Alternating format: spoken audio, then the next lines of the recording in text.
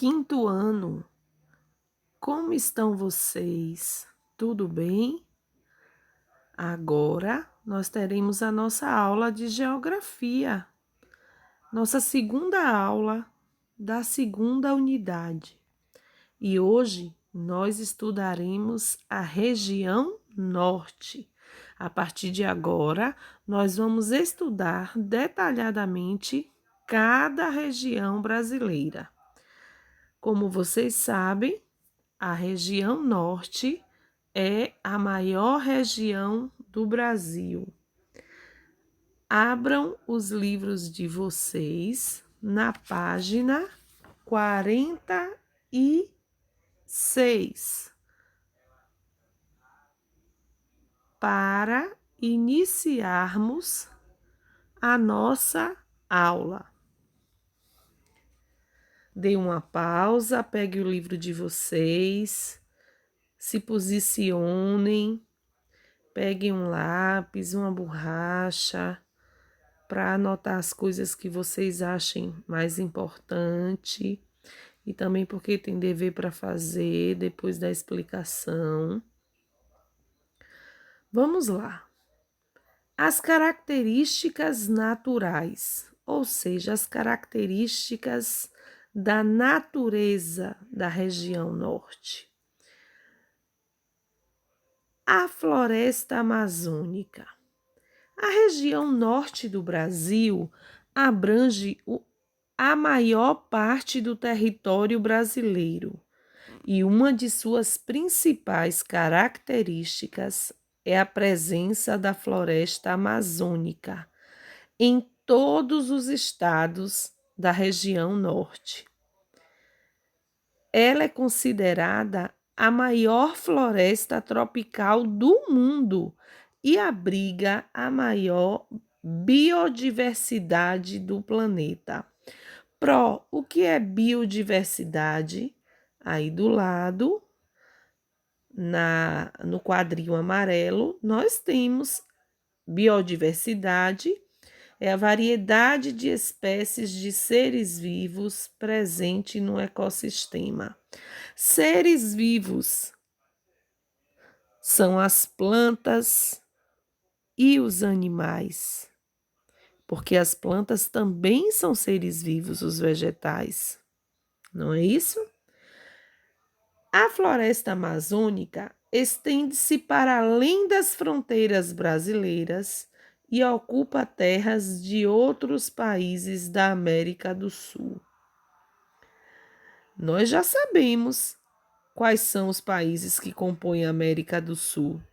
Vamos lembrar de alguns deles? Uruguai, Paraguai, Argentina, Bolívia, Chile, Peru, Equador,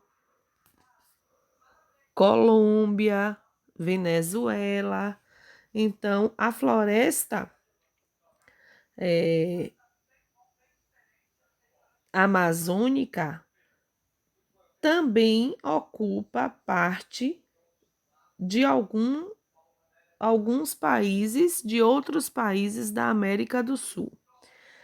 Além da floresta tropical, encontram-se também na região norte outras formações vegetais, como o cerrado, principalmente no estado do Tocantins.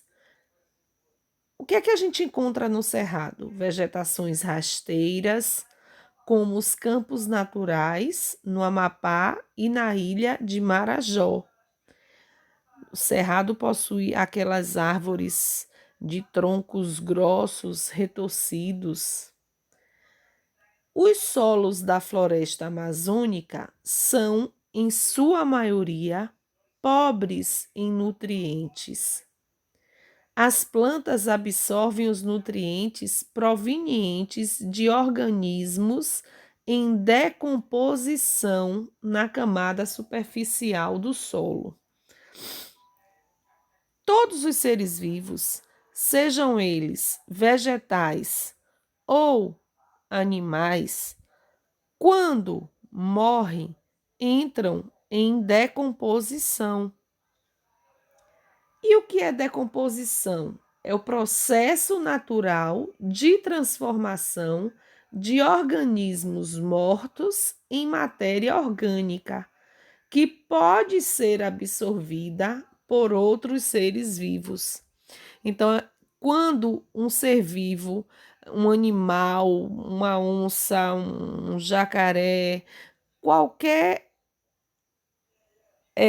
animal que habita a floresta amazônica morrer e entrar em decomposição, depois que ele é decomposto, os restos mortais dele servirão de adubo para alimentar e nutrir as plantas da floresta amazônica. Na página 48, nós temos aí o clima da região norte. Observe no planisfério ao lado a localização do Brasil em relação às zonas térmicas do planeta. Em qual zona está localizada a região norte do Brasil? Observe aí as zonas térmicas do Brasil. Nós temos de vermelho a zona tropical, de laranja a zona temperada e de verdinho a zona polar ou glacial, onde é muito frio. Além da região norte estar totalmente na zona tropical, observe aí o Brasil, onde ele está. O Brasil, ele vai estar aqui assim, ó. Ele está dentro dessa zona tropical, que é essa vermelha. Estão vendo aí na legenda do livro de vocês? Então, além de a região norte estar totalmente na zona tropical do planeta, a linha do Equador, que divide a Terra no hemisfério norte e hemisfério sul, a linha do Equador atravessa alguns de seus estados. Qual é a relação disso com o clima da região norte? O que é que acontece? As áreas próximas à linha do Equador geralmente apresentam temperaturas altas e chuvas durante praticamente todo o ano. Embora chova quase que diariamente na região norte, na região do Amazonas, do Tocantins, esse clima quente e chuvoso é denominado equatorial úmido. Observe no mapa ao lado a abrangência desse clima no Brasil. O que é que nós estamos vendo aí? Aí tem o mapa do Brasil, não é isso? Nós estamos vendo que o clima equatorial úmido, ele toma toda a região norte, uma partezinha da região nordeste e aqui embaixo, tá vendo? Uma parte do Mato Grosso, de Roraima ou Rondônia, tá vendo de vermelho? Toda essa parte aqui, ó. Já essa parte amarelinha que nós temos aqui desse lado do Oceano Atlântico é o litorâneo úmido, o clima litorâneo úmido. Aqui no meio, tomando boa parte do Nordeste, do Centro-Oeste, do Sudeste e uma parte do Amazonas, da região norte, nós temos o clima tropical. De amarelo, nós temos o tropical semiárido. De lilazinho aqui já no final do sudeste, uma parte da região sul, nós temos o tropical de altitude. E por último, aqui na região sul, nós temos o subtropical úmido, tá certo? Que é esse roxo. Em grande parte da região norte, é possível distinguir um período de chuvas intensas e temperaturas amenas, chamado inverno, e um período de chuvas menos intensas e temperaturas elevadas, chamado verão. Nas áreas com altitudes um pouco mais elevadas, que são essas áreas aqui, ó, por onde passa essa linha daqui, o que é que acontece? Nas áreas com altitudes um pouco mais elevadas, as temperaturas podem ser um pouco mais baixas. A combinação a combinação de calor e umidade na Amazônia cria condições ideais para a existência da rica biodiversidade de plantas e animais. A floresta amazônica, ela é altamente rica em espécies de animais e vegetais. E atualmente vem sendo destruída por garimpeiros, por homens que vão extrair ilegalmente a madeira nessa região, devastando, desmatando, provocando queimadas, ameaçando a vida das espécies de animais, dos indígenas que lá habitam. E o governo federal está tomando as providências cabíveis para impedir a ação desses garimpeiros nessa floresta, tá certo? Quem está assistindo ao jornal está acompanhando isso aí.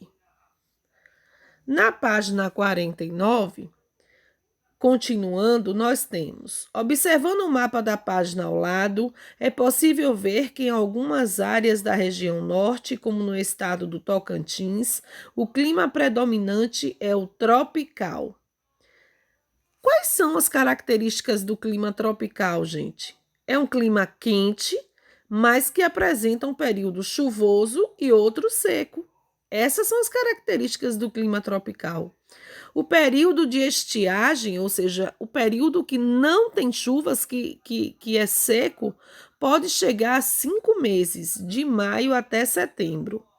As principais características do clima de uma região podem ser observadas em um gráfico chamado climograma. Estão vendo aí 2 gráficos chamados climograma, que observam as características do clima de uma região. Neles são representadas a quantidade de chuva, a temperatura verificadas em determinado lugar ao longo do ano. Observe, nas colunas é observada a quantidade de chuva.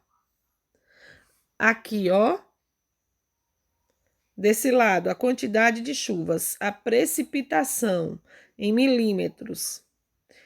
E na linha abaixo, aqui embaixo, é observado o que? A temperatura. Ó, aqui, ó, a temperatura. E aqui os meses do ano. Os meses do ano. Tá certo? Aí vocês dão uma olhada aí nesses dois gráficos que nós chamamos de climograma, onde eles apresentam as principais características do clima de uma região, onde eles focam principalmente a temperatura e a quantidade de chuva. Agora, na página 50, nós temos o relevo e a hidrografia da região norte. O que é relevo? Relevo são as diferentes formas da Terra. Observem aqui, gente, ó. Aqui é um tipo de relevo. Essas montanhas, essas depressões, chapadas, são tipos de relevo. Observe no mapa abaixo as altitudes do relevo da região norte. Nós temos aí o mapa da planície amazônica e aqui do lado, não é, essa legenda, onde vocês podem observar a altitude do relevo da região norte.